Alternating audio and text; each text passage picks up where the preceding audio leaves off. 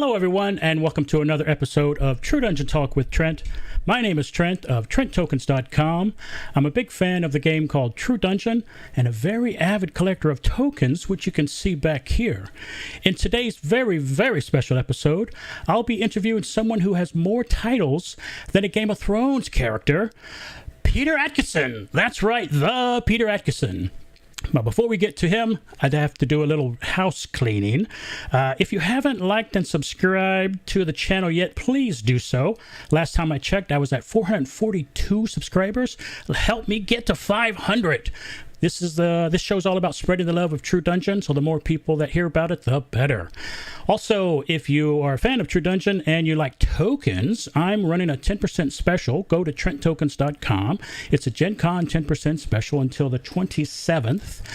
And also, if you're watching the show live, which you are right now if you're listening to me live, check out the pinned link, and that will give you instructions on how to enter into this drawing. At the end of the show, if you have entered the drawing and you're watching live, you can win one of these prizes. First place is a 25K bar and 1 treasure chip. Second place is a 5K bar and 3 treasure chips. And third place is a 1K bar and 10 treasure chips. So yes, enter into the drawing with the link. And without further ado, let's get to the man, the myth, the legend. Everyone, please say hello to Peter Adkison. Oh, the audience loves you. Look at everybody clapping. Hello, Peter, and welcome to the show. Thank you. That's a great opening gag you got there. That's hilarious. Thank you. It's the best part of the show, so everything's downhill from here. Speaking of that, we're already doing great. This is the high point of the show. Speaking of that, I know you've done countless of interviews, and I don't want you to be too nervous because you finally found the most handsome interviewer, me, and also the most humble. I'm the best at being humble, just so you know. Just letting you know that. Fabulous. You're looking fabulous, darling. Fabulous. I know, it is fabulous. Oh, normally I say hello to everyone in the chat, but there's too many people. Hello, everybody in the chat. Chris Gilstripes, AK. Oh, Peter. Why are you in chat, Peter?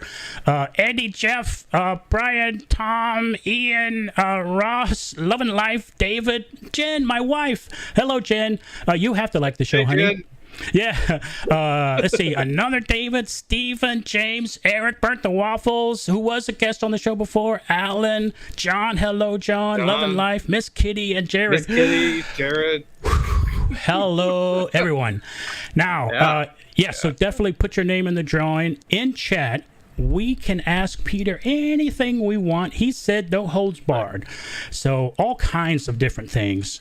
True Dungeon Videos is on. Hello, True Dungeon Videos. And hello, Chris. If you'd like to ask Peter a question, do me a favor, because there's a lot going through chat. Just type the word question and then what your question is after that, and I'll read them, and we'll get to Peter, all types of questions. So, Peter, we have a lot to cover, so let's just dive right in. This is the first thing I'm going to put this down now because it's distracting. Oh, I know. Yeah, you're not supposed to be in chat. You're the guest. All right. I love being in chat. You're kidding. I mean, that's the best part. Doing this in chat, interactive. You're right. So if Peter gets distracted on the show, that means he's in chat. So you guys can just talk to him, and I'll just sit here and tell you my favorite color. I put it away. It's okay. No, it's fine. All right. So Peter, first, we are Facebook friends, and Facebook recently, you said this. Would you like to explain yourself, sir? I think it's pretty good. It's really hot in Seattle. What, you don't believe? I mean, I might be right now. Yeah. No, I'm not doing it. You don't want me to stand up either. I haven't worn pants in 3 years. I think we just leave it as a Schrodinger's cat, sort of like Schrodinger's Peter's pants situation. Okay. All right. Or isn't he? So there's the first question. Is he wearing pants? The question is probably not. I'm invoking the Schrodinger response. Right. It might be. It might not be. All right. So we actually already have a first couple of questions. James says, sure. Peter, do you still attend Gen Con, and what do you like to do? What a great question. Do I attend Gen Con? Hey, he doesn't know. Let me be respectful. Yes, I do attend Gen Con. I love Gen Con. I do try and get in some games, although I have to admit I rarely get a chance to play games once the convention started.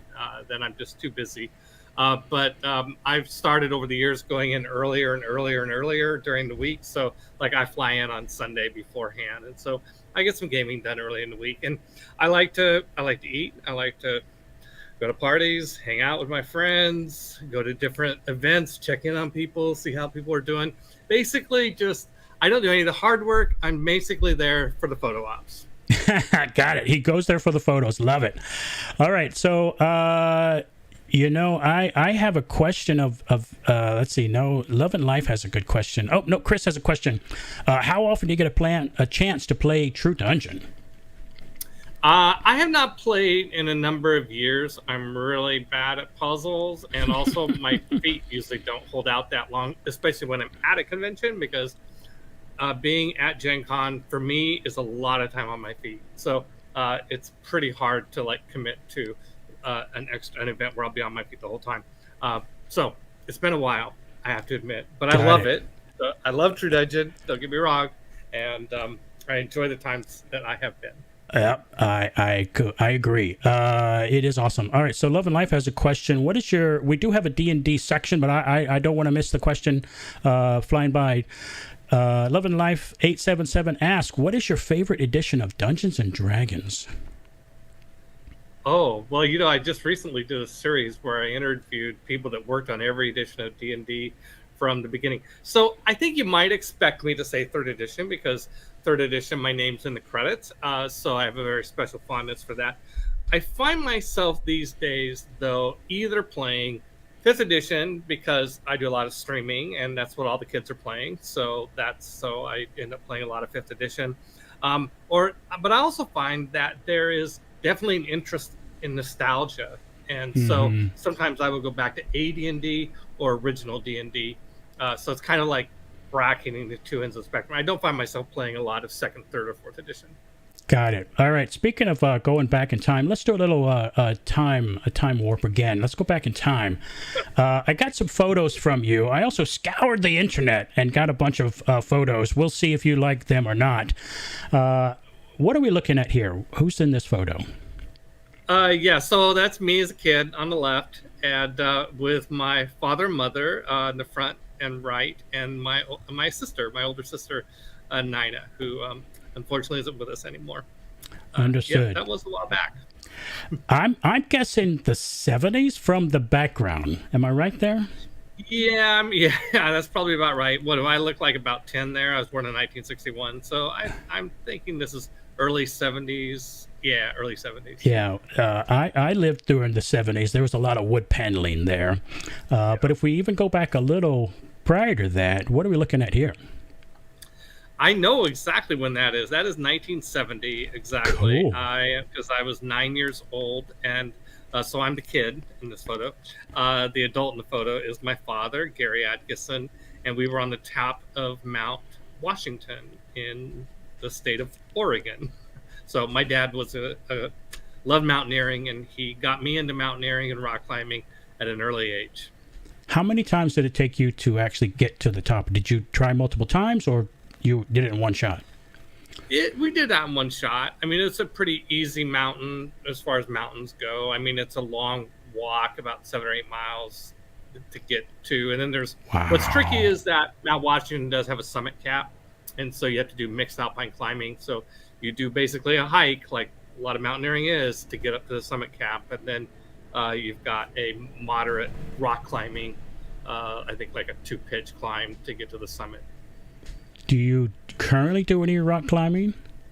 Not currently. Have you seen the size of my belly? No, I don't currently do any rock climbing. It's a thin man sport. Okay. I have friends who do it, but I've never tried. I don't know if they make rocks big enough for me. Now, speaking of your father, who's in this photo here? I'm the lad on the right in the white, and my father is in the middle, and my father's father, or my grandpa Doug, is on the left. And I think we're at his house in Grangeville, Idaho. And that's, so it's weird. I don't have many pictures of my father and my grandfather and me all together in a picture. This might be the only one I have. And so it's nice. I had great ancestors. Wow. What would you say is your most favorite trait that you've inherited from your father and or grandfather? Well, let's see. I'll start with my grandfather. I think my grandfather, a sense of humor. Both of my grandfathers had great sense of humor, and two traits that I did not inherit that he was very sad about is that I don't really like fishing, and I don't really like baseball, unfortunately. But wow, you live in a terrible city to not like baseball. I know. Everybody loves baseball there. I'm not much into sports, period. So. Got it. Okay. All right. And now who's in this photo? Oh, I skipped my dad, though. From my dad, yeah, traits, that's right. Of course, outdoor wilderness survival, outdoors, rock climbing and mountaineering, I already mentioned. But, of course, wargaming was a big deal. And discipline. My dad was a tough guy. And like, I was very much raised, don't screw up, you're going to get, Right. Well, he was a military guy, right? In my early years, he was a pastor, and then he joined the military when I was around 10 or so. So I got a mix growing up of being the preacher's kid to being an Army officer's kid. Whoa. Wow. That sounds like a Lifetime movie, if there ever was one. Wow. It was great. I value that time. Yes. Okay. This is more of a comment, but I think it's a nice comment I do want to share. Thanks for Gen Con. Means a ton to me. Met lifelong friends. James says this. Met lifelong friends that I still keep in touch with. Beyond the photo ops, I hope you get to take it in. Thank you, James. I appreciate that. And I do take it in. I love it. It is the best week of the year every year for me. I think a lot of people will say that, and I would concur. Sean has a question. When do you get a chance to relax? What is your favorite game of choice?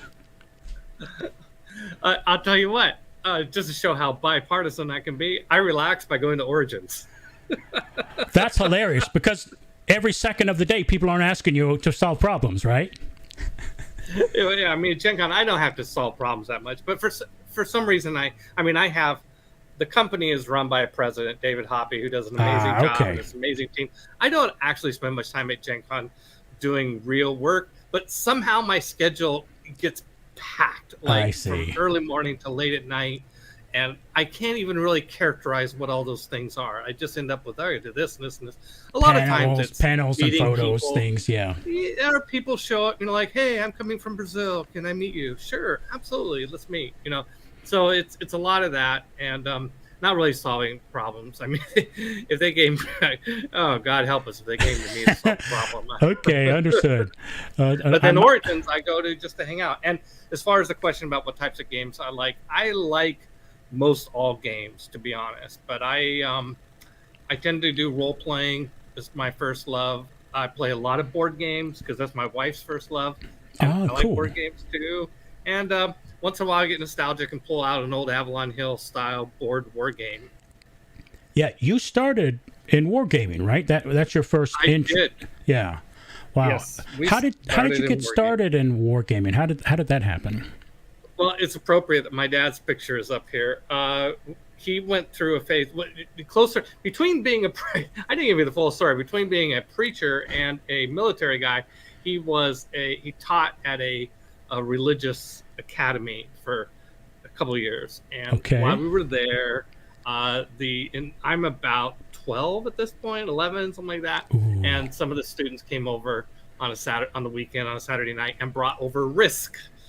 Wow. And we played Risk, and my dad and I just fell in love with it, and then we started looking for other games that were like Risk. And one Christmas, my grandma asked me what I wanted for Christmas. I think it was like the very next Christmas, of course. And we went to a toy store, and I just went and based on just the cover art, I picked out Gettysburg, Bismarck, and U-boat because boats on fire looked pretty cool. And so my grandma bought me all three of them. And suddenly we were into wargaming, and we went into wargaming like full steam ahead for the next many years, several years. I was heavy into wargaming until I discovered Dungeons and Dragons. Wow. That's awesome.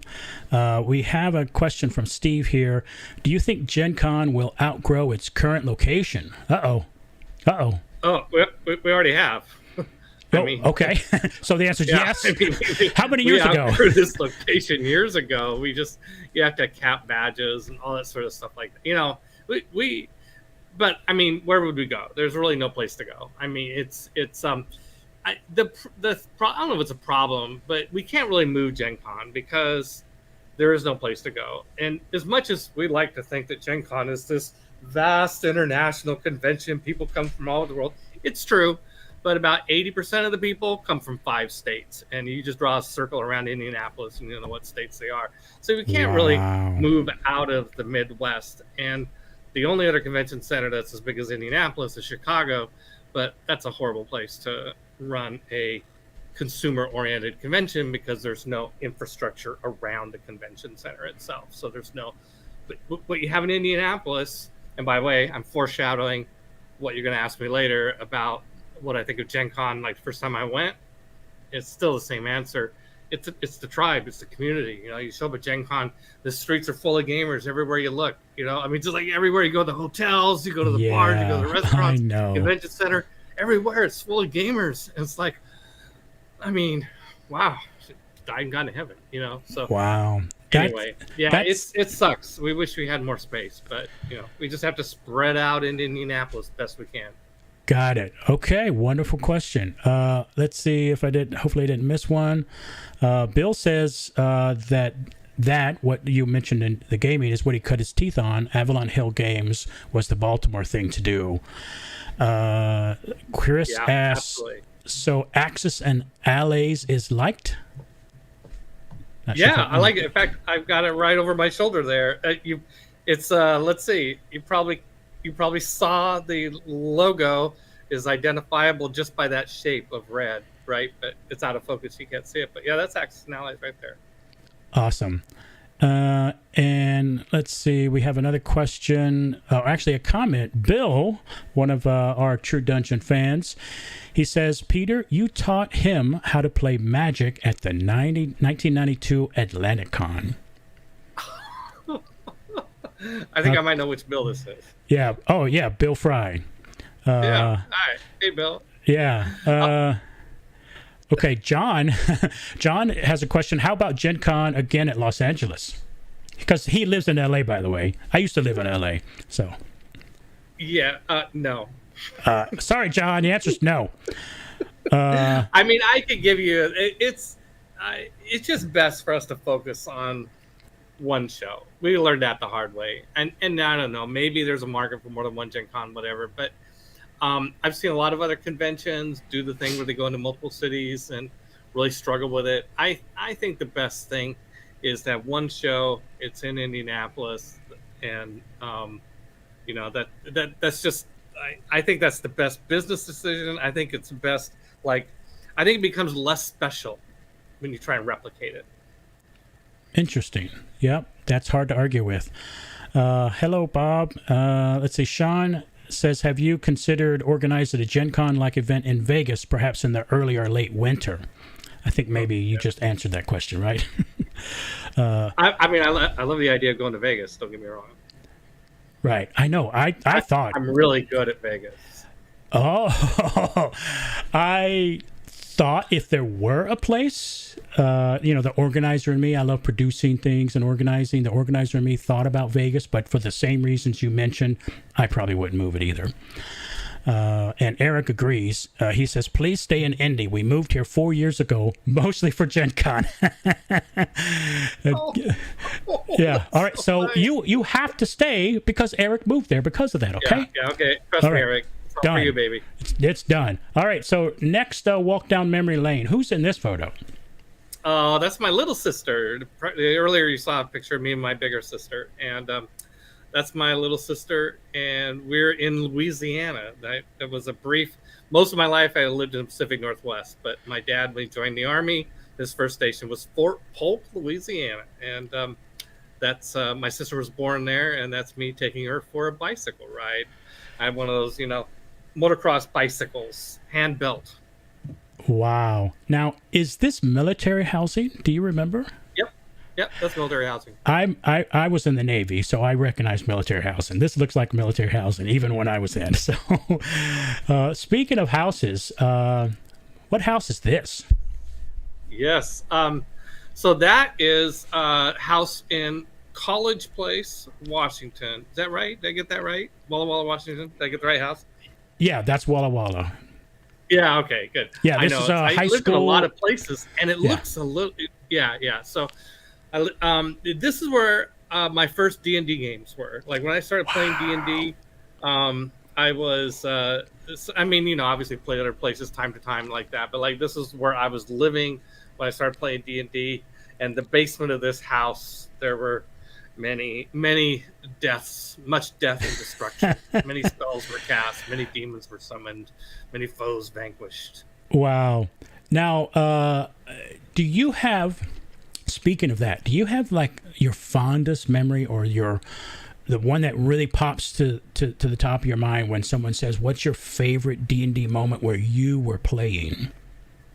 Where I was playing. Where you were playing. I would say, I think one of the ones I got most excited might have been, we were using critical hit system. We were playing D&D, but with critical hit rules, where if you rolled a 20, then you would roll another D20 to see if you confirmed. That roll had to be at least good enough to hit, according to the first roll. And if it was a confirmed crit, you roll on a percentile dice. And if you rolled a double lot, it was an instant kill. And I did. I rolled 20 double lot against a Balrog. What? You guys were all doomed. Yeah, I know. We were so screwed. But 2020 Balrog, dead. Now, I think that is so telling about the game because I think we all live and die by the dice. And I asked you for your fondest memory as a player, and it was because of the dice. Right? Yeah. And that is their memory. And that is just one of the most amazing things about Dungeons and Dragons. I love living up to the dice.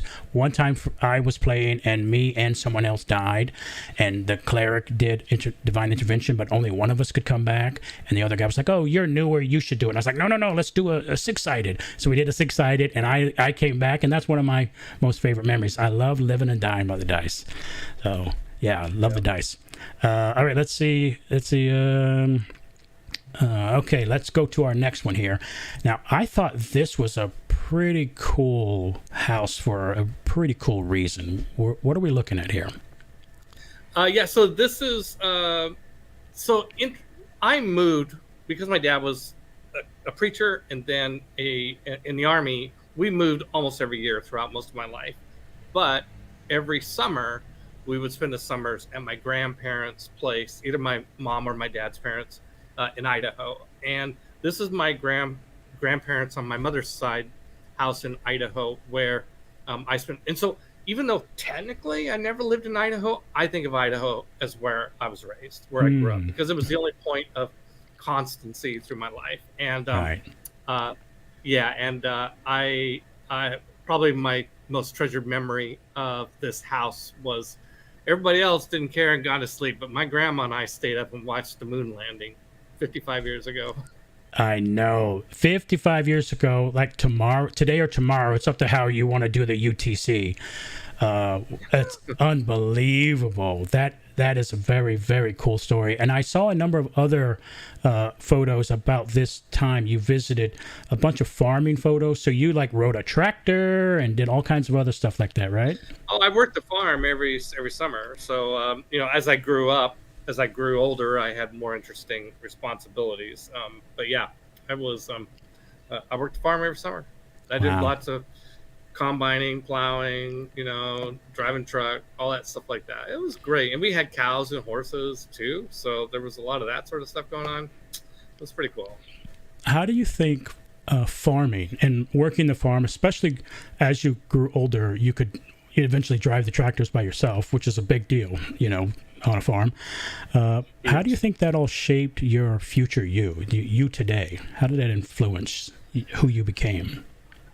I think I've never been afraid of hard work. I guess I think that's crucial to be successful in business or just in life in general, not you just got to be willing to suck it up and go out there and work 12 hours, whatever it takes to get it done.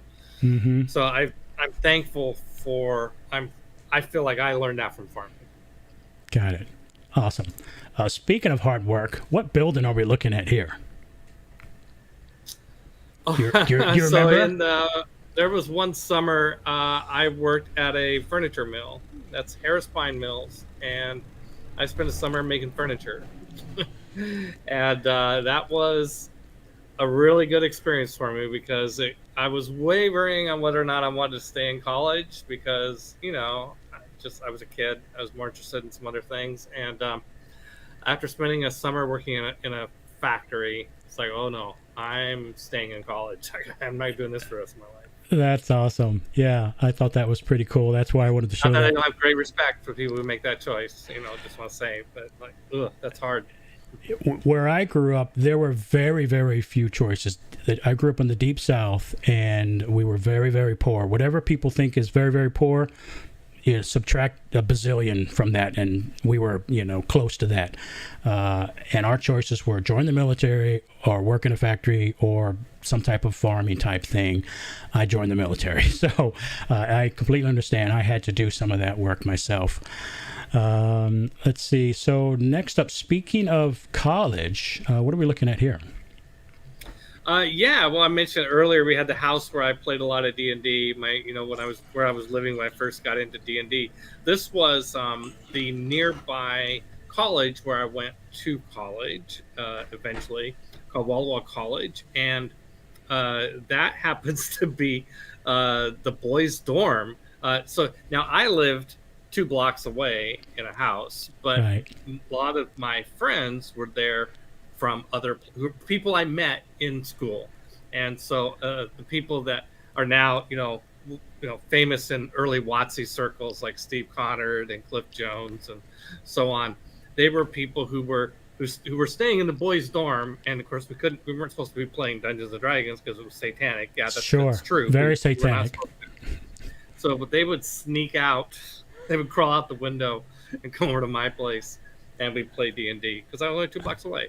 Wow. And what did you study in school? Like your area of study? I jumped around a little bit. Started in history, switched to engineering, eventually switched to computer science, and graduated with the bachelor's science in computer science. Wow, I'm a computer nerd. I know about that stuff. All right, so Sean has a question here. Are there any plans to improve... What do you mean? Does it need improving? Improve event registration or housing lottery. That's always a quotation mark fun experience. Yeah, I'll take any question. That's fine. I think that we're all frustrated with how all that works. So I'm just going to sidestep that. I think there are plans to do that, but I'm not sure what I should reveal in this moment. But I got it. That's the next show. Saying. The next show, the big reveal show. I sympathize with what you're saying. It needs to be better. We're always improving our systems, but it always feels like there's more that needs to be done than we can do. And the lottery system is frustrating for everybody. Well, with your computer science degree, you understand what people are saying when they explain things to you, why things don't do something else. So, yeah. Now, you mentioned D&D with your pals. What are we looking at here? Those are my D&D books. That's my original Player's Handbook, DMG, Monster Manual, and, of course, Deities and Demigods with the Cthulhian Pantheon and the Morkar Pantheon, etc. Yeah, those are the books. I played a ton of AD&D. I mean, I played more AD&D than any other edition of D&D, and those books are pretty ratty. They're treasures. They're treasures. They do seem to be treasures. Now, do you recall where you got these books from?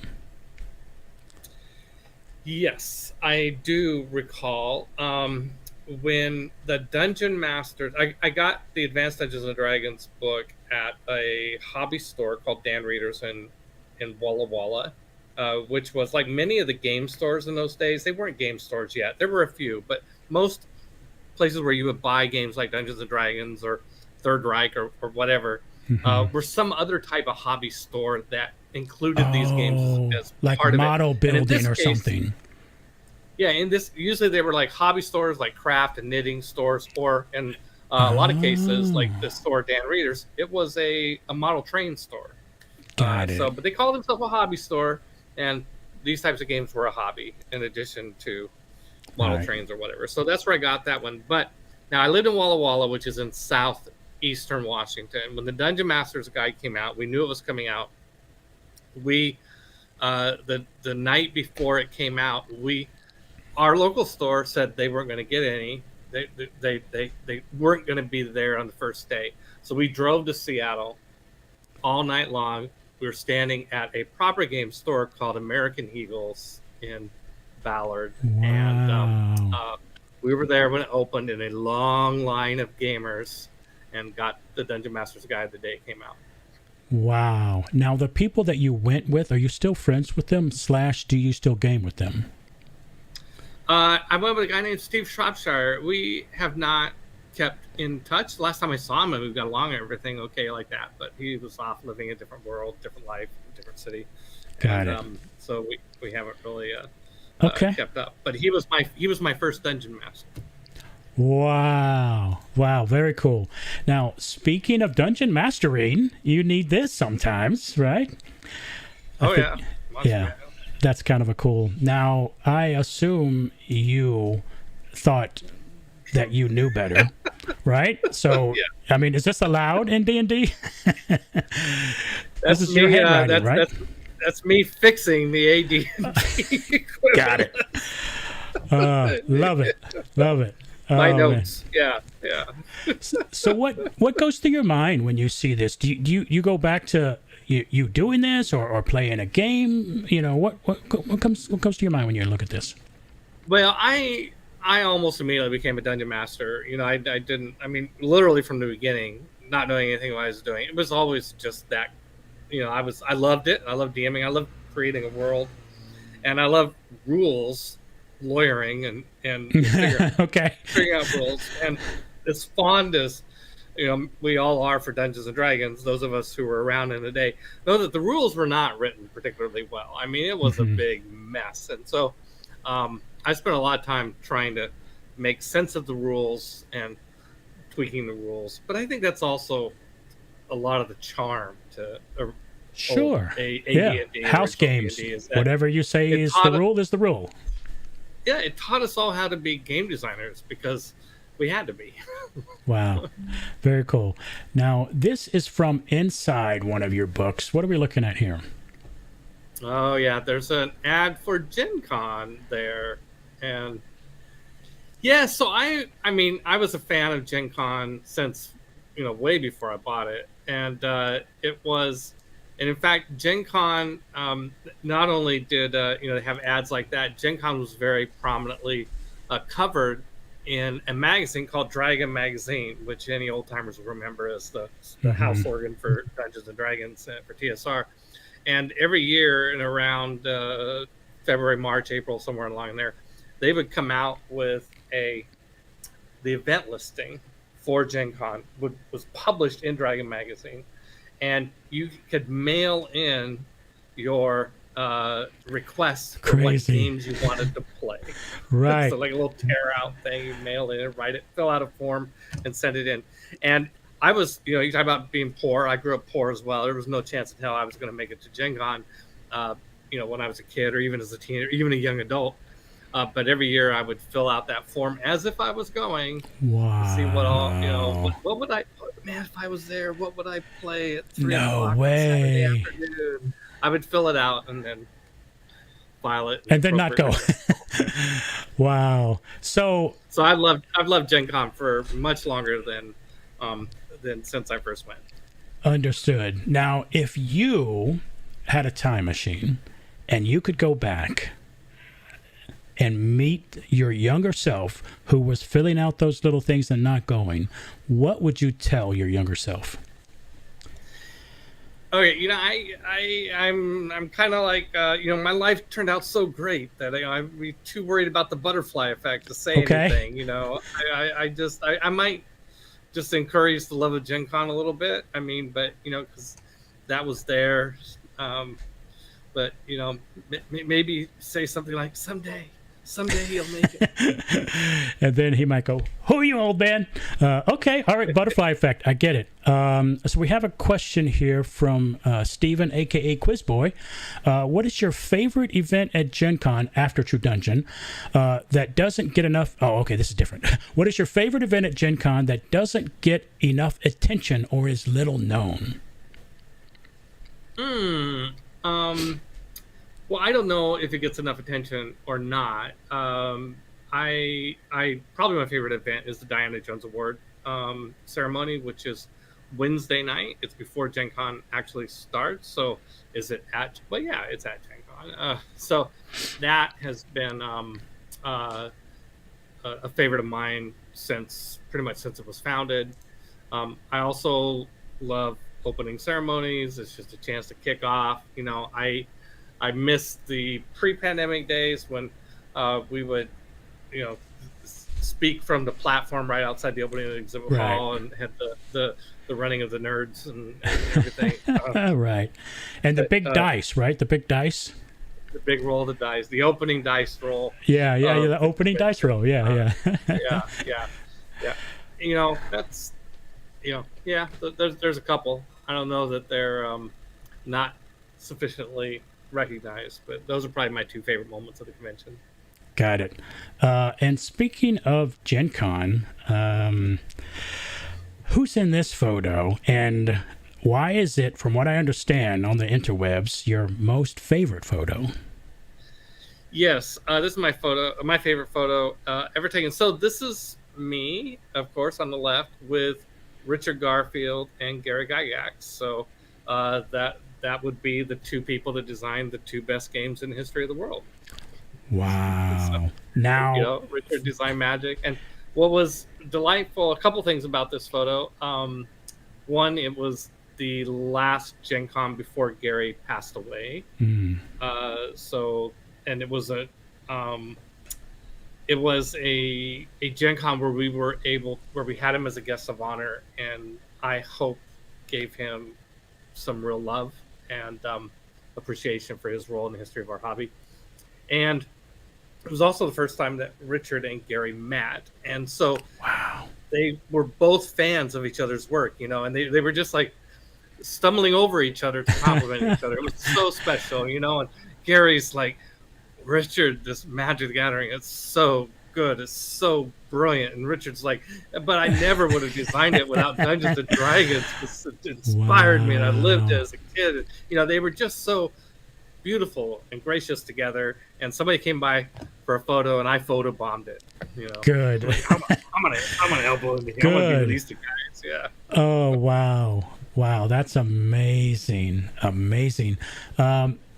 Did you ever have a chance to have a one-on-one conversation without other people being around to talk to Gary and to explain to him how special he and D&D was to you in your life? Oh, yeah, I did. So when we acquired TSR, we meaning Wizards of the Coast, and there was several months, over about a 3-month period, where I was going out to Lake Geneva almost every week for a couple of days. And while I was there, it's a little awkward to go hang out with the employees, as much as I love the employees, but it's like, oh, this is the guy buying the company, right. And so Gary gave me a call and said, "Hey, anytime you're in town, just come over and hang out, play war games. I hear you used to be a war gamer." I'm like, "Yeah, sure." And so I went over, and a number of times, and just played war games with Gary. No and I certainly way. had the conversation of telling him how much I appreciated him and loved him in D&D and all the things that you want to say. But you say that once, and then you get down and play Battle of the Bulge, right. or Operation Overlord or whatever. So yeah, Africa Corps. We played a lot of the old Avalon Hill war games together. So that was special. I value that memory. Now, was this in the basement with the big sand thing, or is this a different place? No, we didn't. I'm pretty sure it's that house. I mean, I'm not a Gary Gygax historian. I'm not exactly sure. It's wherever he happened to be living in 1997. And okay. But we never played in the basement. We played out on the porch once, and then we played in his living room the other times. Wow. Do you think Gary knew how influential he was to just a whole genre, a literal genre of gaming? D&D just spawned a whole network of other games. Do you think he knew how important he was and how to so many people? I think he did, because by 2000, and I think he passed in 2007. By that time, we'd seen the explosion of MMOs, which is the most obvious right. Influence of D&D outside of tabletop RPGs is, and of course he knew that Magic was inspired by D&D. So to see how it done in MMOs, I think he had to have known, and how it just kept getting bigger. Third edition, when it came out, it really jumped Magic D&D up in terms of its sales and profile, and then it just went up from there. I think the meteoric rise of D&D happened after Gary passed away, but in terms of it becoming broad market, where part of the cultural mainstream. But he certainly, I don't know how much he would have cared about that. I mean, I didn't know Gary super well. Luke's a much better person to ask some of these questions, but I think that he had to have been really happy with how big the hobby game market had become, and also Warhammer is influenced by D&D, and that's wow, that's huge too. First company to get bigger than TSR, right? So, in our category, so I think he had a pretty good idea. Very cool. Besides someone like Gary, are there other people that inspired you, that you looked up to, that inspired you and influenced you when it came to gaming and a gaming company? Well, on the gaming side, certainly Richard Garfield, and some of the playtesters that he brought with him who became developers and designers in their own right for Magic the Gathering, like Scaff, Jim Lynn, Dave Petty, Mike Elliott. I mean, there's a lot of, I'm suddenly subconscious of all the names I didn't mention just now. There was a moment where, I was used to growing up and being usually the smartest person in the room. If I can say, and that sounds really immodest to say, but I think I can take off the immodesty a little bit by saying, once I met Richard and started hanging out with these guys that he went to grad school with at the University of Pennsylvania, suddenly I realized, wow, no, I'm not. Like, these guys are way smarter than I am. He was a math guy, like a mathematics PhD or something? PhD in combinatorial mathematics. Jesus. Oh my God. That was such a pleasure to, and to hang out with guys that were so smart, and they became people that helped me with my business as well, because there were people I could talk to, and we could kind of talk about it as a game. Then Jonathan Tweet, also on their level, but from the RPG side of things. And then there are people in the gaming industry like Greg Stafford, who I just adored as like such a maniac, and wow, so creative, and then on the business side, I had my mentors along the way. John Jordan was an early investor in the running international business for Magic. Peter Parsons was our first real attorney who managed to solve all the problems that our first attorney created. Okay. and then Vince Calori, who ended up succeeding me at Wizards of the Coast. He was a Boeing executive that came in, and I always looked at him as my mentor in business. He just always had these quips, Got it. Like, oh, if you have something really important to do, give it to your busiest employee because they don't have time to screw around with it. He just had all these sayings like that I just loved. I like that. That's cool. All right. And speaking of Wizards, I don't know if many people know this. What happened here, and what are we looking at here? That is a small little 2-unit it's not a condominium. Duplex. It's like a two studio apartments. A duplex of 2 studio apartments. Wow, it's very small then. Yeah, very tiny. And this is in College Place, Washington, where I was going to college. And in the unit on the right, a couple friends of mine, Terry Campbell and Daryl Judd, who I'm still close friends with, they lived there. And we had another friend named Kim McLaughlin, and I went over there. So one afternoon, the 4 of us were there. And Terry had just purchased a Judges Guild box set called The City State of the Invincible Overlord. And we were opening it and looking at it and oohing and awing, like, wow, this is really cool, because we all were big D&D heads. And, and Terry is like, he's holding up something. He's like, we could make this. We could do this. Wow. Make D&D stuff. And we're all like, yeah, oh, wow, yeah, yeah. And somebody said, we should start our own company. And somebody else, and I don't remember who says what from that point, and I think it might have been Daryl who said, well, and if we started a company, we could call it Wizards of the Coast. Crazy. Crazy. And he got the name because we all played in another guy's D&D campaign who had a mage guild called the Wizards of the Coast. And these guys were badass. If one of those guys showed up on a battlefield, you're like, peace out, man. We're not going any further. So that was one of my questions. Where did the name come from? So it was like your D&D, one of your D&D guilds. It was a Wizards Guild in somebody else's campaign. And so there was never any debate. I mean, from the time, I think it was Daryl who said we could call the company Wizards of the Coast, it was preordained. I mean, there was no market research. It just clicked, huh? It just clicked. It was like, yeah, that's a great name, because those wizards are badass. And then, is the first logo. I think I was the Debbie Downer, because I said, well, maybe we should finish college first. Who wants to do that?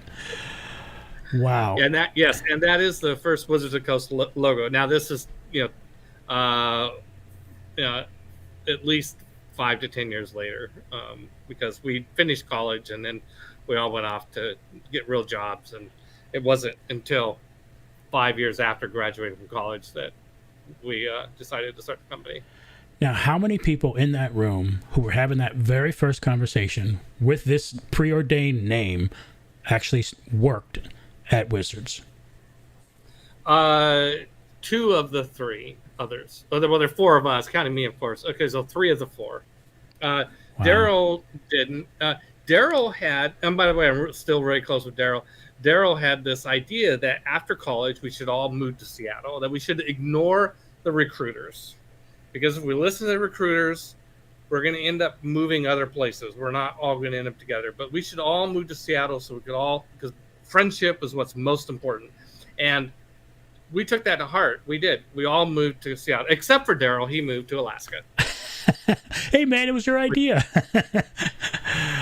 Which I give him shit about all the time. Wow. So he names the company, comes up with the idea to move to Seattle, and then just doesn't do it. Moves to Alaska. Yeah. Well, Daryl, what were you doing? Let me check in with chat. I forgot we had other people here. Let's see where we are. Hi, chat. Yeah, hello, chat.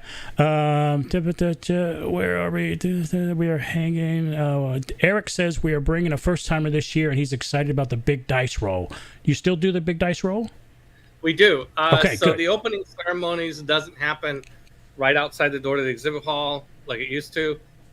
Crowd and security issues. Sure. We have a proper opening ceremony over in the 500 ballroom, I think, and we do it there, and it happens, sort of Thursday morning before the exhibit hall opens. Okay, great. That is awesome, Eric, that you're bringing a first timer. They're gonna love it.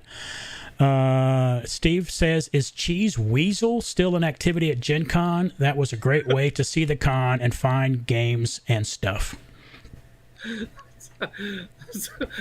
I'm really embarrassed to say I don't know.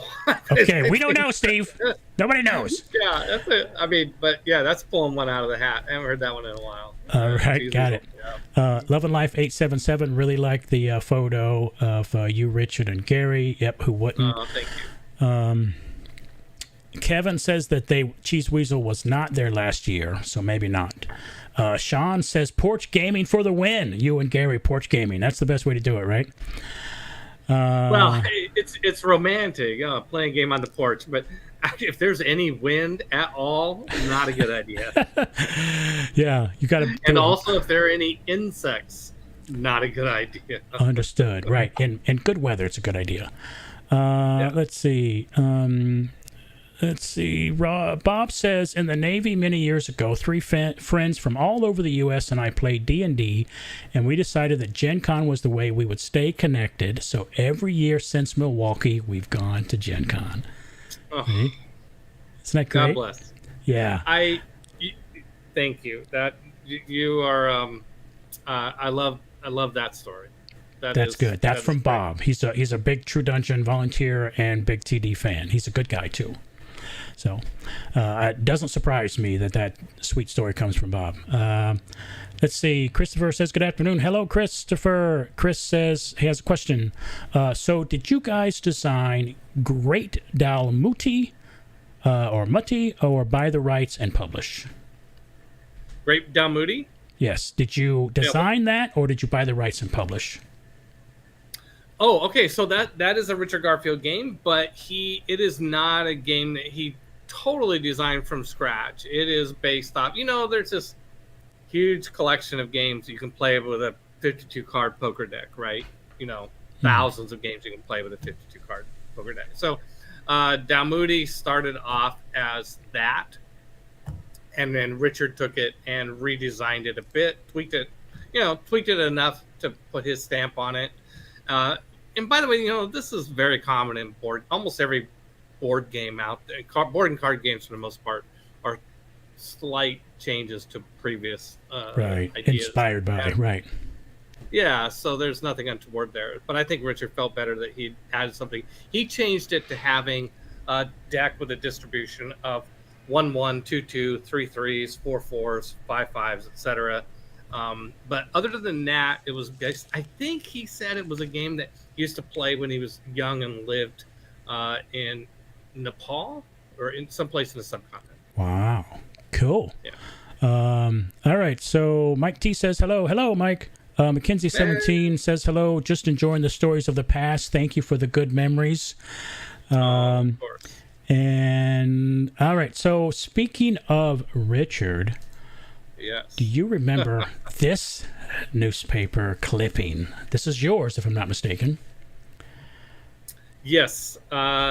It was one of the first articles done. And, oh my God, we look so young there. Yeah. Oh, Jesus. Look at all the hair, huh? I know. Just look how devilish Richard. He always had that little, I'm up to something. He's got a little David Copperfield thing going on there. He really was a wizard. Yeah, exactly. Yeah.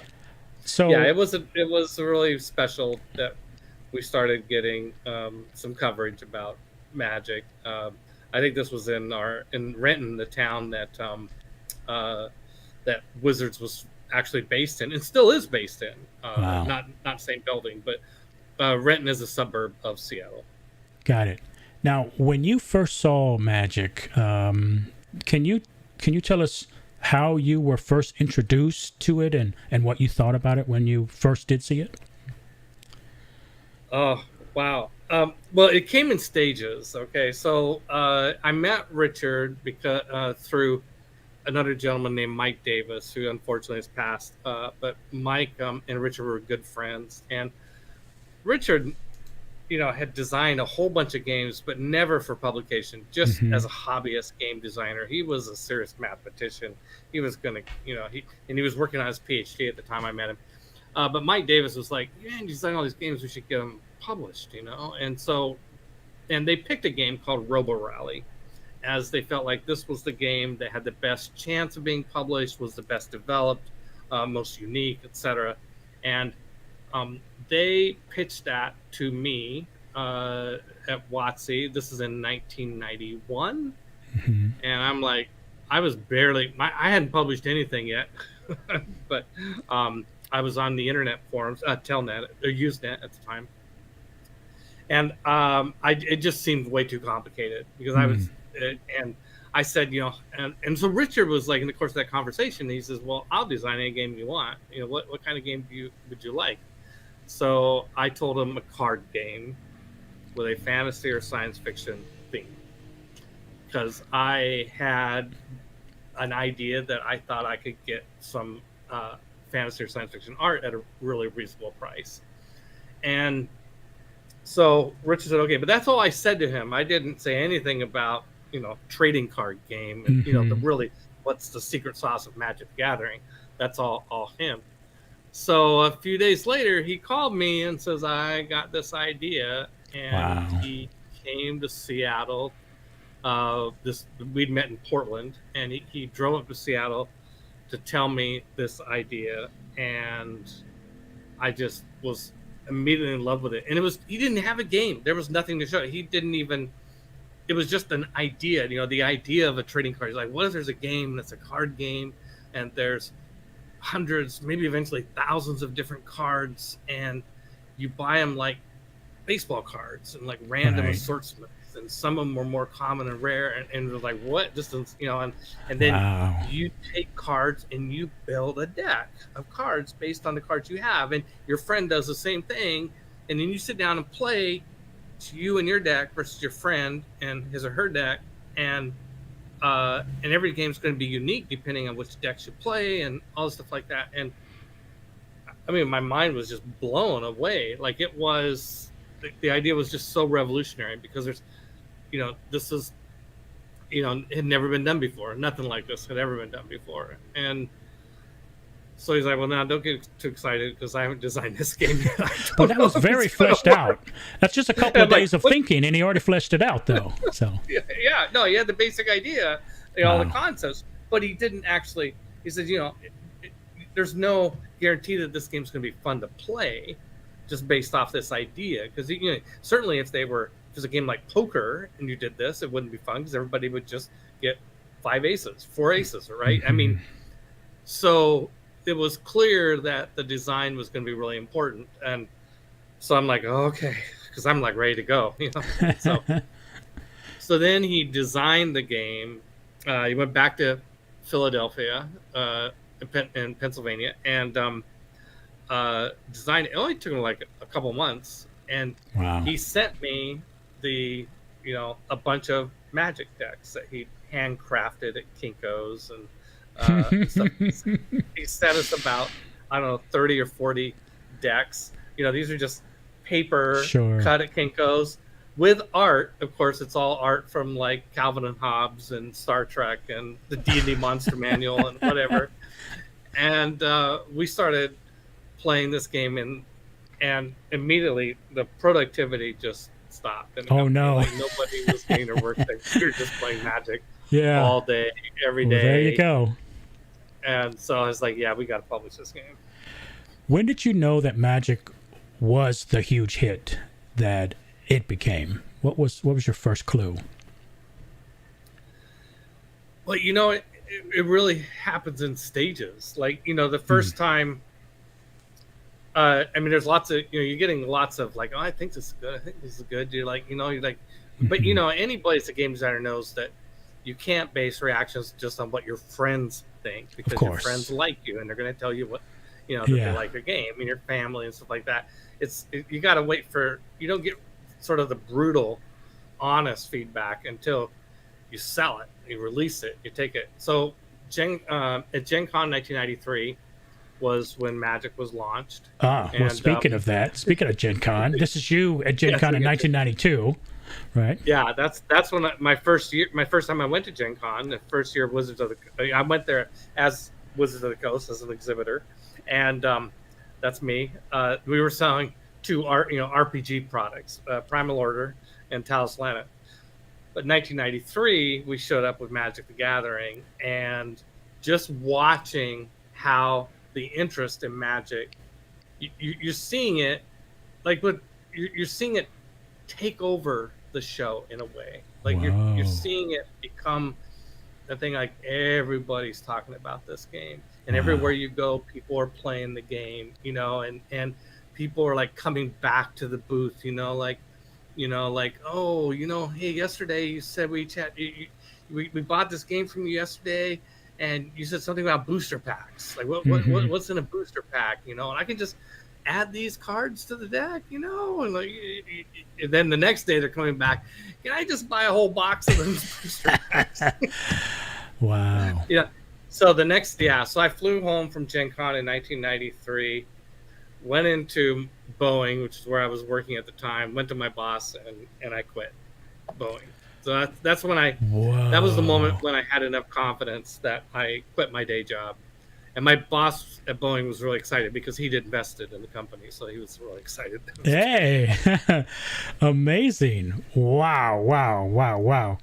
Let me check in with Chet here. Let's see. Question. AK has a question. Trent collects tokens and is trying to get one of each. As the head of WotC, did you keep one of each magic card? That was at one time my goal, but I couldn't keep up. No, I didn't. My dad did, though. My dad, I wasn't sure he'd like Magic. Magic was out for almost a year before he played. Or we just come out. I went and saw him. He was in Korea at the time, and I went and saw him. We met in the Philippines, actually, and I taught him how to play Magic. Because he was kind of mad at me because I'd left my Boeing job, Because, like, son, they got a 401k. They got medical. Right. Of course. Well, that's what a dad's supposed to do. I know. My dad's, from the generation, don't leave a Boeing job to start your own game company. Yeah. Jeez, son, what are you doing? So I taught him how to. So I said, well, you got to play this game. You got to play it. So we made plans. We got together, and I forget what the question was now. But. Do you collect one of every Magic card? I don't. No, but your dad did. Wow. My dad collected from every set, every expansion, every language, up through probably the end of the 90s. Wow. Yeah, back here is one of every token with the exception of 15 from 2003. Thank you for reminding me that I don't have those. So I would like, speaking of that, I'd like to get to some True Dungeon stuff, but there's a couple more things I want to touch on. In 1999, something happened in 1999. What happened in 1999? Well, I sold specifically out, to WotC, right? Yeah, I sold out, man. I sold company to Hasbro. Yeah. That happened in 1999.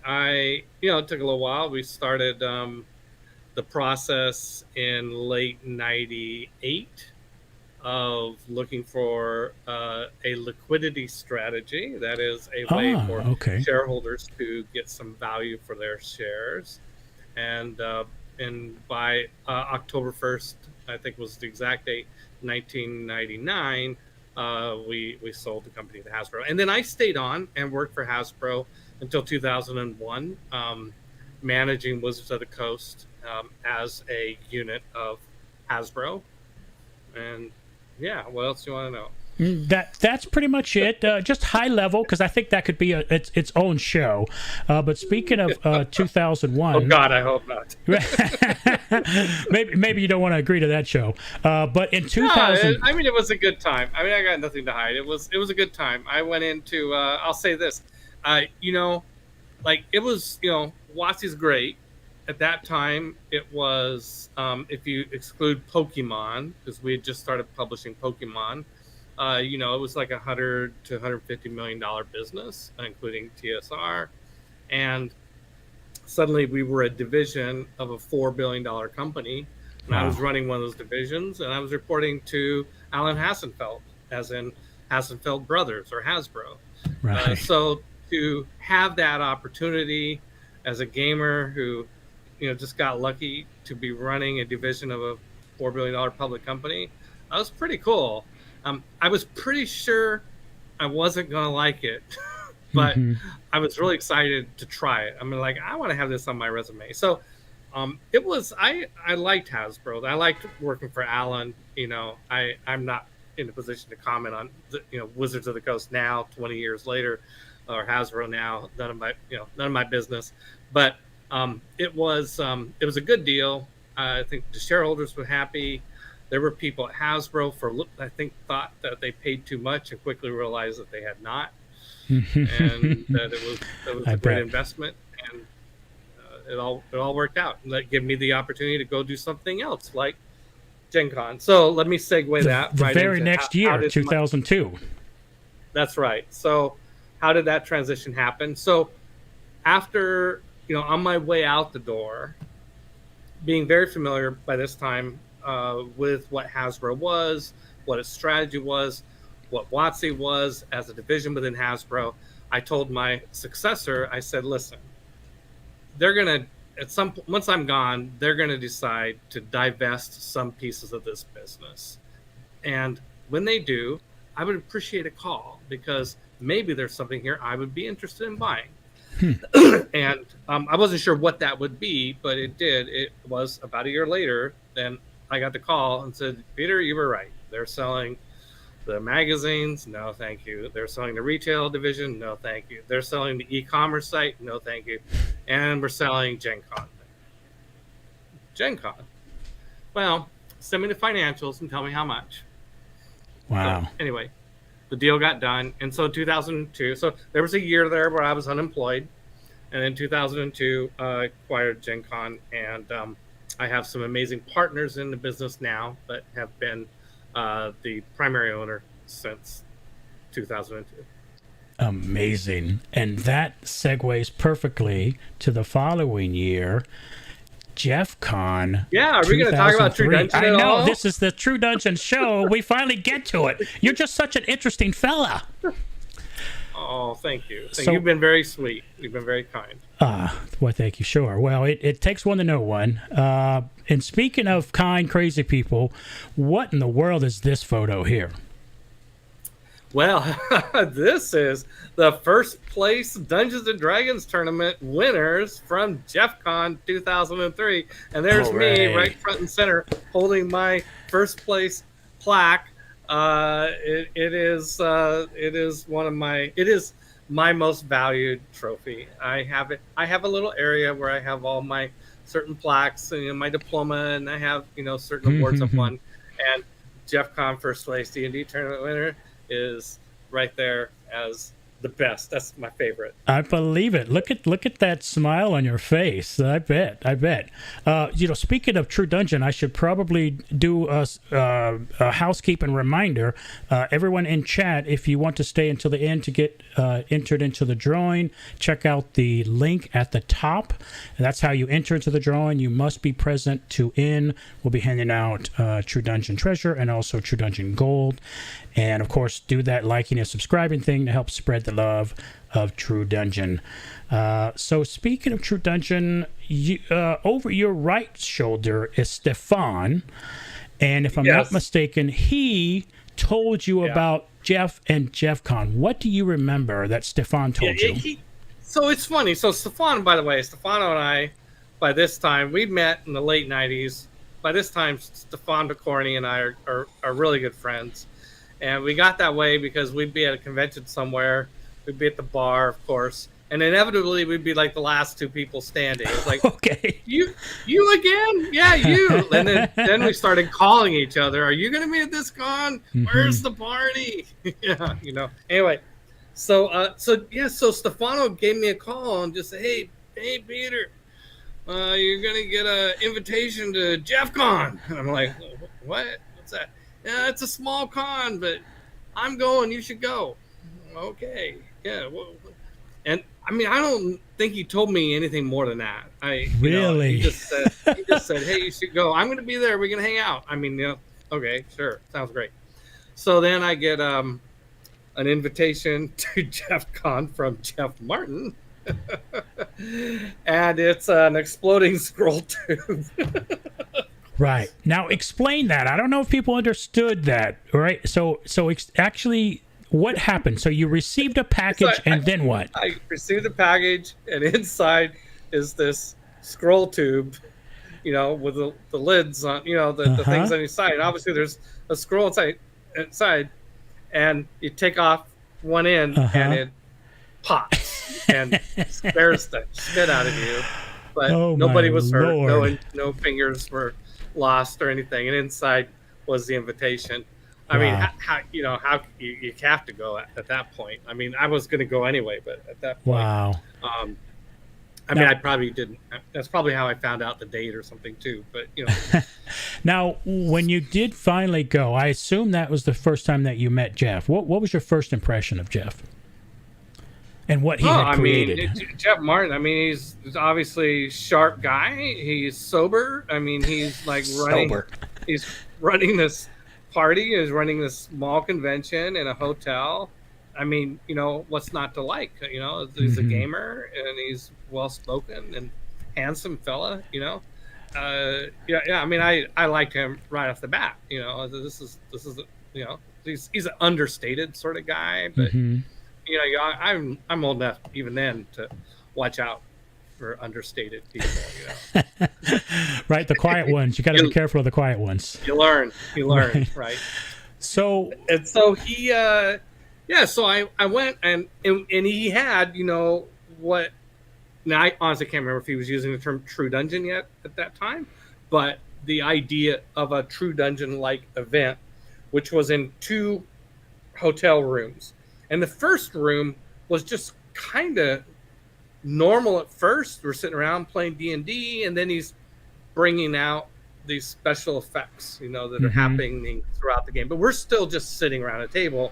But he's lowering the lights and special effects are going on and very puzzle oriented, which of course I'm horrible at puzzles, but it was like having a great time. And evidently we did all well, okay, because we ended up winning the tournament. But then at some point he's like, okay, everybody needs to follow me. And so we get in a line and we exit this room and go across the hall into another room. And in this room, it's pitch dark. He's got like a tiny little, it wasn't off an iPhone in those days, but tiny little pin light or something like that. And you're just like fiddling around trying to figure out where to go. And at that point, there was a little part of me that's going like, what did I get myself into here? But we all got settled. And then this room was very much like a true dungeon experience and much closer to what everybody here would be thinking is true dungeon. It was one room that was much more immersive because we just come into it for the final thing and I mean it was incredible. We fell in love. I mean, what can I say? So then the next morning, so that was the grand finale. The next morning we have our he took me someplace for pancakes. Bob Evans took me to a Bob Evans, which we don't have in Seattle, but I guess it's a thing in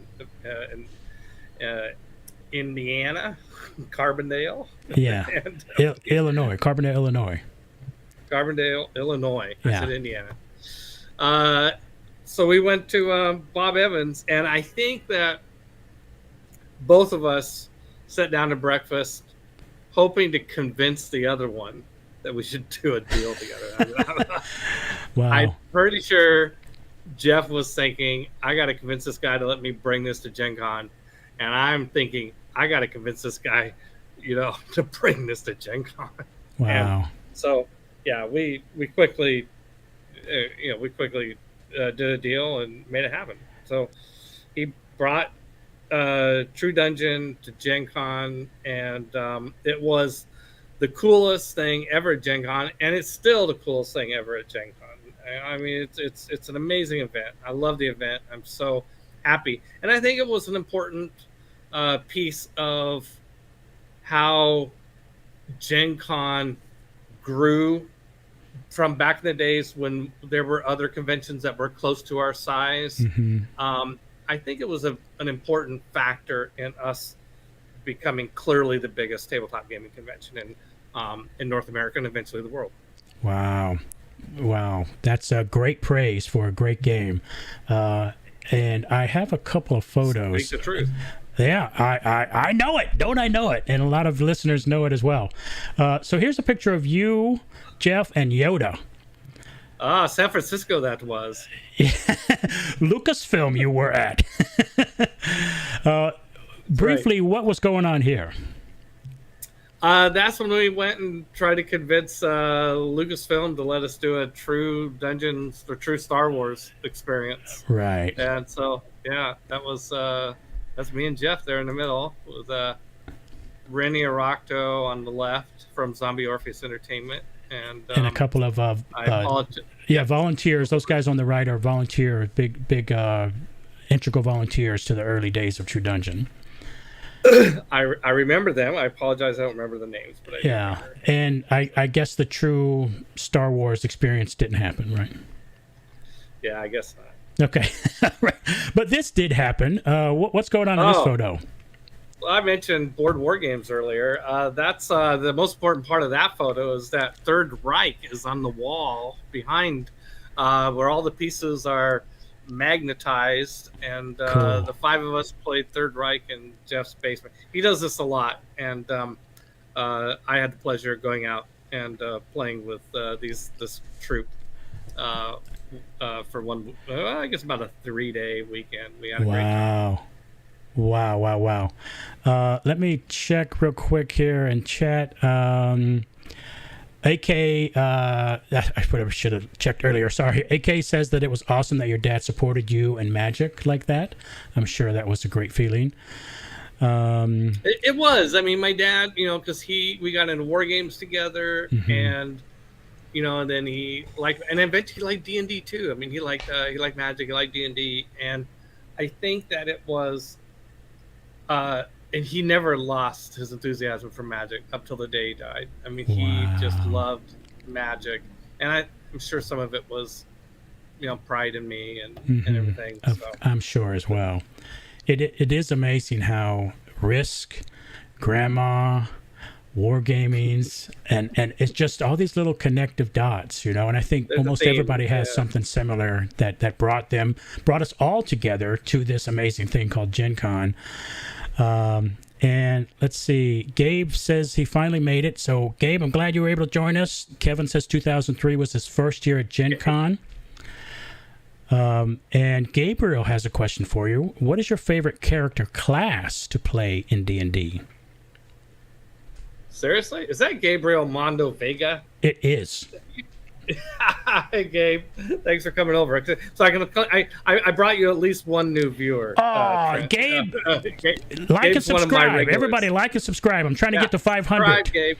Yeah, subscribe, Gabe. Subscribe. It's over somewhere. My favorite character class to play, of course, is the Wizard. Now we know. I have a couple of cool True Dungeon photos that I just want to kind of zoom through here.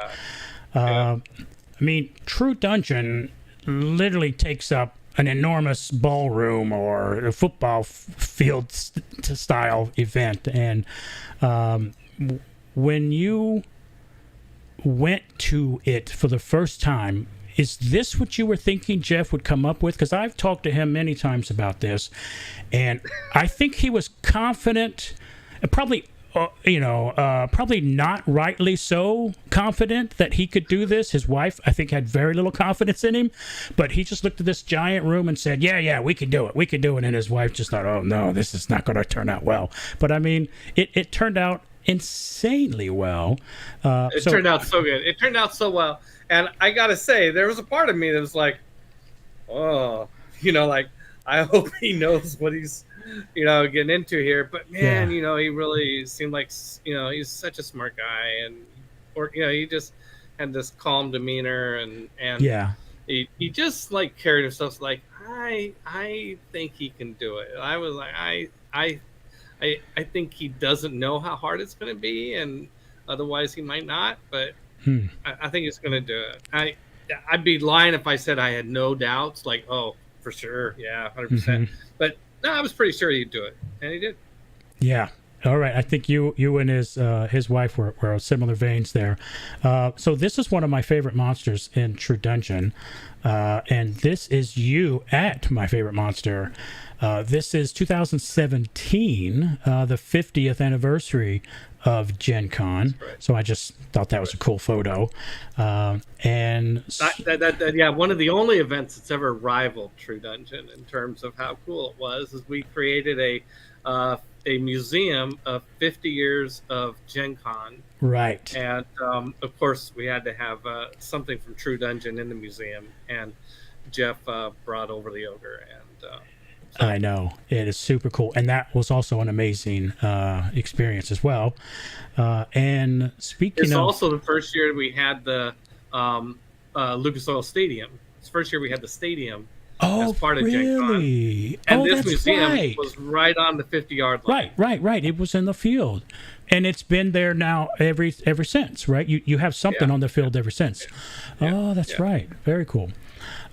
Speaking of Gen Con, and last year, that was 17 was 50 years of Gen Con. Last year was 20 years of Gen Con. I'm sorry, True Dungeon, which started, of course, in 2003. Can you believe that? 20 years?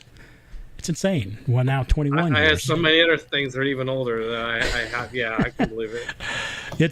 That's pretty crazy. And Jeff, of course, at the last minute, because I'm sure he was busy, he asked me to host this panel of you guys where you discussed the 20 years of True Dungeon, which was, I thought, pretty cool. And Stefano was supposed to be there, but he got sick, so he couldn't join us.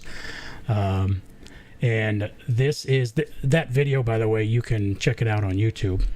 So here's me and Jeff from that event, and here's me and you. And then later that time is me and Lori, which has nothing to do with the show or whatever, but I just think, Lori makes me look very handsome. I guess Lori is fantastic, and she has everything to do with True Dungeon. I mean, Lori, there even says executive director. I think that I think it's been a great partnership with Lori and Jeff. Well, she's the smart one, obviously. So, and speaking of someone smart and beautiful in your life who is responsible for beautiful things, who are we looking at here? Who's this beautiful woman? That's my wife, Dee. Dee. Yeah. Hi, Dee. Yeah. If you're watching, hello, Dee. We're celebrating our 10th anniversary this next month. Oh, very cool. Could you tell me about your first date with Dee?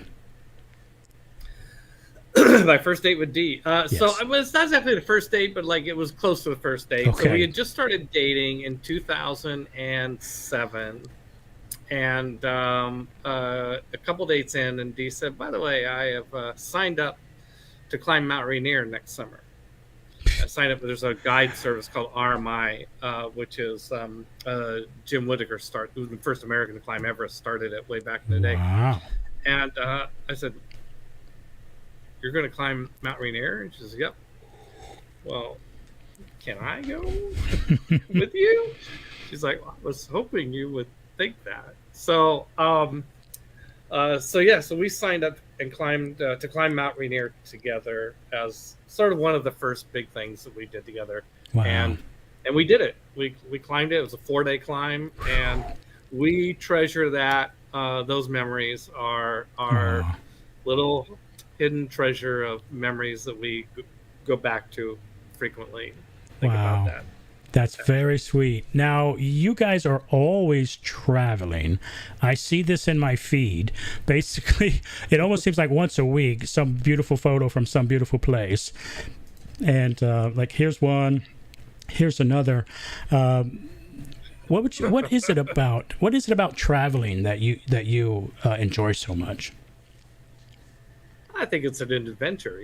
I mean, we do playing D&D and playing war games and True Dungeons, all adventures, quests.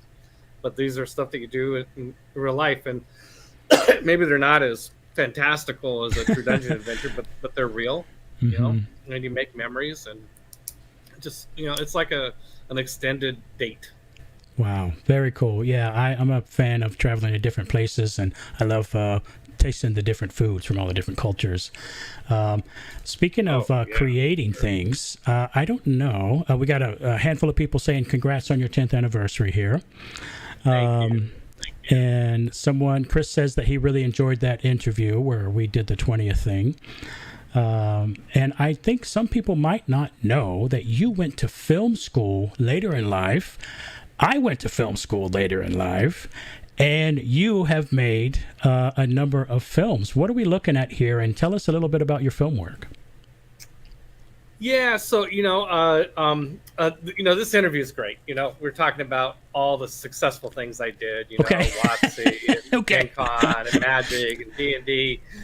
There's another company that thankfully nobody ever asked me about, which was called Hidden City Games. I'm proud of what we did, but it was something like 2005 to 2011, and it didn't work out. And so it's funny how people don't mention those, and I appreciate that. And when that the company the Halfling, the Hobbit Herb, for about a year, and then it kind of sobered up, and on a lark, and went to film school. Wow! Just went to film school. I even think about it. Just a local, Seattle Film Institute, and had a lot of fun. Just not doing something that had nothing to do with gaming professionally. I was still playing games, of course, a lot, but. And of course I had GenCon, but I wasn't running it directly. Adrienne was running it by that time. And so, and then coming out of it was like, okay, I've got this new love and passion of filmmaking and eventually later streaming. And what do you do with it? Well, I have, back in 1980, when I was first learning Dungeons and Dragons, I started creating my own campaign called Chaldea. And I literally have been running games in Chaldea for 24 years now. And so coming out of film school was like, well, can I make films set in Chaldea? Can we do fantasy films? And that's tricky because, fantasy and science fiction are the hardest genres of films to do because of all the monsters and magic and all the stuff like that. But we've been making short films set in the world of Chaldea, and we came up with this thing we call Actoroke, which is about where we stream role-playing games, and then we grab moments from within these role-playing games, and we make a film based on that moment. So the whole idea of, if you ever imagine like you're playing D&D or your favorite RPG of your choice, imagine what it would be like in a movie. We try and capture a little bit of that. And so I have a studio in West Seattle, and this is what I do with a lot of my time now, because I'm not actively actually running GenCon on a day-to-day basis because I'm really bad at it. But I'm streaming a lot, and I'm streaming on GenCon TV, which is the GenCon Twitch channel. We're still going to be on Moonbeam, which just launched as another streaming site. We're also on YouTube. I do a bunch of shows. Peter versus the Machine. That's me playing strategy games. Usually Sid Meier's Civilization 6, which you might if you're a fan of that game, you can sure recognize the graphics. So I play. Stream D&D, Civ 6. We have a new show called Table Takes. Basically, all and other producers making shows as well. So.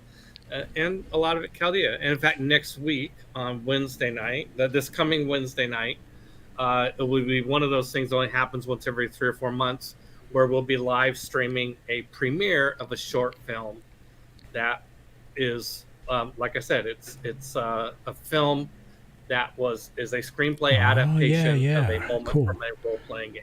And where can people see that? Twitch.tv/GenCon TV. Okay, and there that will you be go. Wednesday night at 6 p.m. Pacific time. 6 p.m. Pacific. And Gabriel says that the studio is so much fun. Yes, he's been there many times. He's one of my regulars. Awesome. All right, Gabriel. And thank you for watching. It's time to close out the show with our final topic. GenCon this year is doing a big celebration of 50 years of Dungeons and Dragons. How about that? What can you tell us about the 50 years of D&D and GenCon? Well, what we'll have at GenCon, we have a panel series. We have 7 panels now, where we go through and have a panel on each edition of Dungeons and Dragons. Taking some liberty of combining original D&D basic expert set. That's one. We're calling that one edition. You could quibble. You'd be right. Another panel on AD&D. Another panel on second edition AD&D. Another panel on third, fourth, and 2 panels on fifth.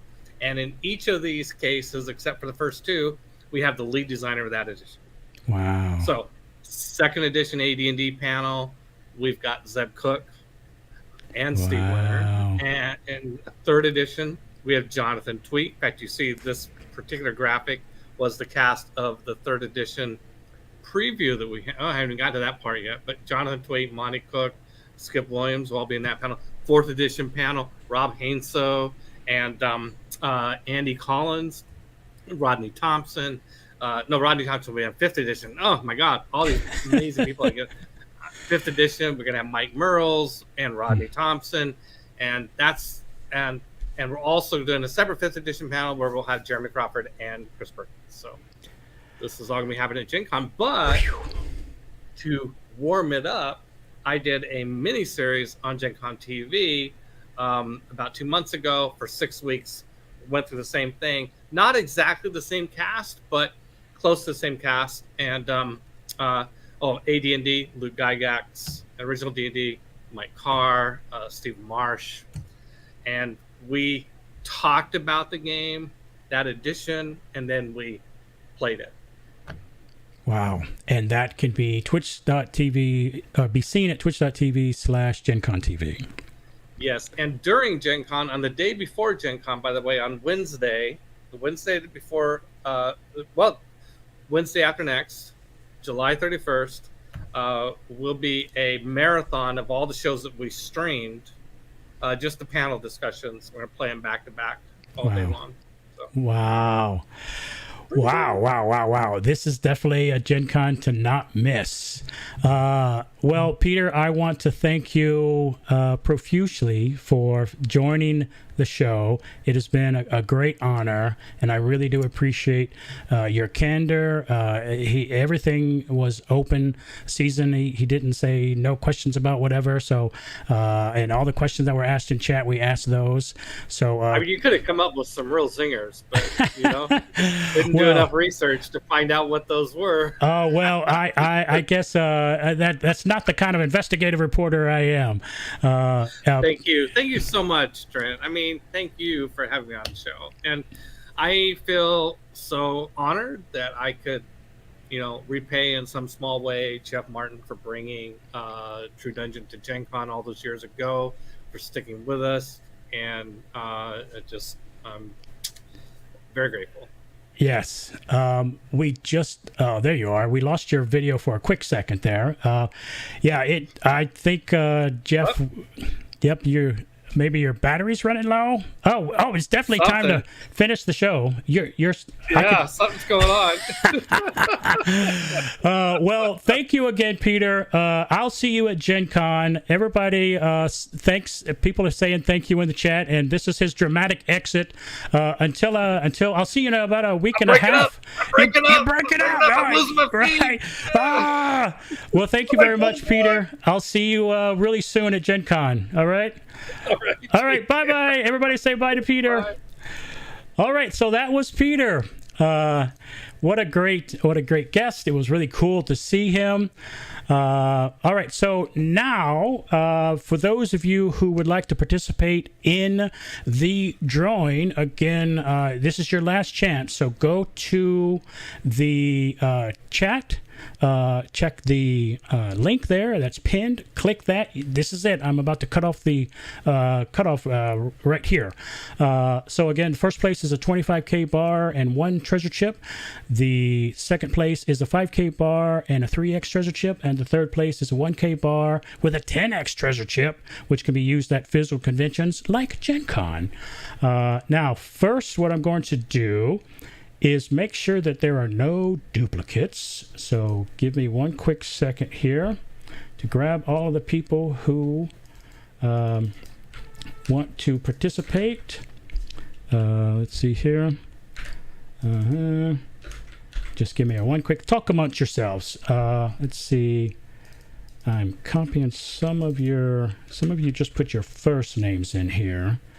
Like there's more than one Steve, for instance. I'm going to say down there. Okay. Brian L. So yeah, feel free to use your full name next time, everybody. All right, so this looks good. All right, so now I'm copying all the names here. Now I'm going to make sure there's no duplicates. Okay. Again, talk amongst yourself. How about that, Peter?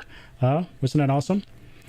Okay, so there were no duplicates. Okay, so great. All right, so now I will share this screen, which is right here. And there were no duplicates, which is great. All right, so this is everybody. So your name will be here. We are going to first draw for third place. All right, so here we go, everybody. Now, when your name is drawn, I need you in chat to say, hey, that's me. And that's how I know that you are here watching and live. The third place winner is Andy. Andy, please say hello in chat. Andy Strassman. Andy, please say hello in chat. Are you here? Okay, Andy, did you sign off? Going once? There you are! He's here. Okay, congrats, Andy. All right, so I will remove your name. And now we go to second place. Andy, you won a 1K bar and a 10X treasure chip. This is for a 3X treasure chip and a 5K bar. Nolan Oliver! Nolan, are you here? Nolan Oliver.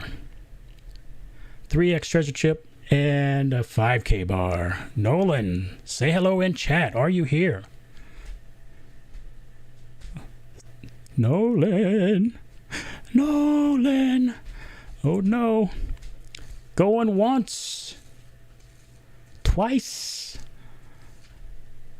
3 times a lady. Oh, there you are. Oh, that was close, Nolan. Close. All right, so first place, I will remove you. And here we go for first place. This is for a 25K bar. Wow. And a single treasure chip. Who is the big winner? Sarah Booker, say hello. Gabriel, you were close. A lot of people were close there. Sarah Booker, are you here? Say hello in chat.